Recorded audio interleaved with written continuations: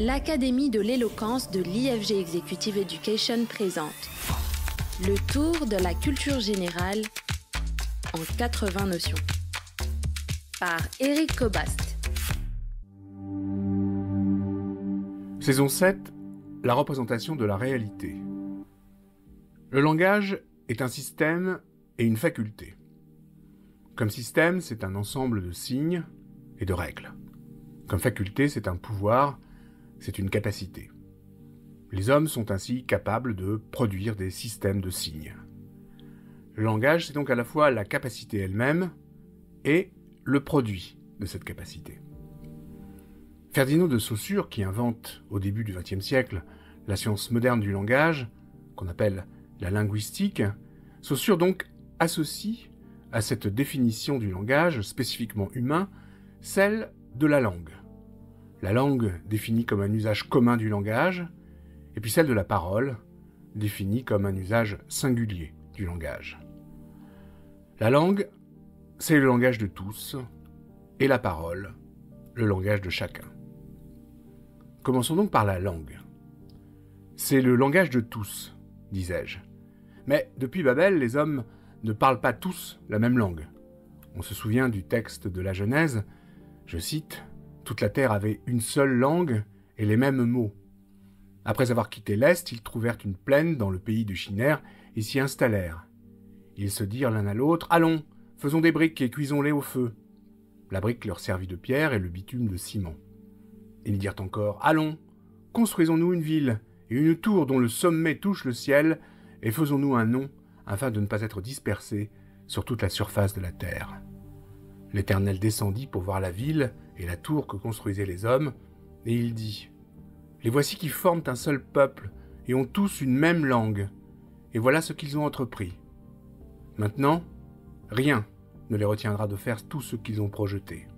Allons, descendons et brouillons leur langage, afin qu'ils ne se comprennent plus mutuellement. » L'Éternel les dispersa, loin de là, sur toute la surface de la terre.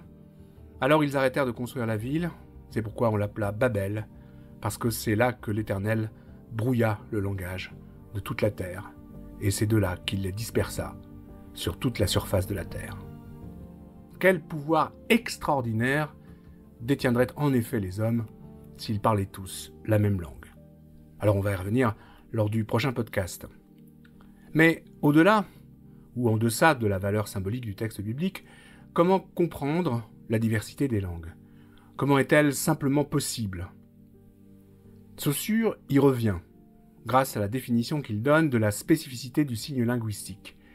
Il parlera à ce propos de l'arbitraire du signe. De quoi s'agit-il? Tout d'abord, qu'est-ce qu'un signe?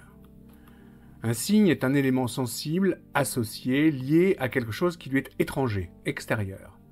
Une idée. Un son fait signe quand il déclenche une réaction chez celui qui l'entend et l'interprète comme un appel. Par exemple, une mise en garde, les cloches, qui appellent à la prière ou bien qui sonnent le tocsin. La puissance du signe réside par conséquent dans la relation entre ce que l'on nomme le signifiant, l'élément sensible, et le signifié, l'élément intelligible, l'idée. Cette relation peut être conventionnelle, arbitraire, pour les signes linguistiques notamment, ou bien fondée sur la logique. Dire du signe linguistique que la relation signifié-signifiant est arbitraire, c'est dire que cette relation procède d'un accord, et qu'elle réclame donc un apprentissage. C'est une convention. Chaque communauté aura ainsi la possibilité de choisir et de faire varier les différents éléments signifiants. Le signifié, bien sûr, ne bouge pas. C'est le signifiant qui permute. Un exemple. À l'idée de l'homme, le signifié, correspondent des signifiants variables d'une langue à l'autre.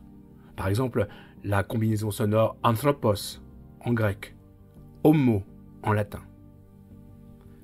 La langue opère donc aussi comme un signe de reconnaissance identitaire et communautaire. Quant à la parole, les exceptions sont nombreuses. La parole, c'est d'abord bien sûr la faculté de parler, la capacité de s'exprimer par le langage articulé.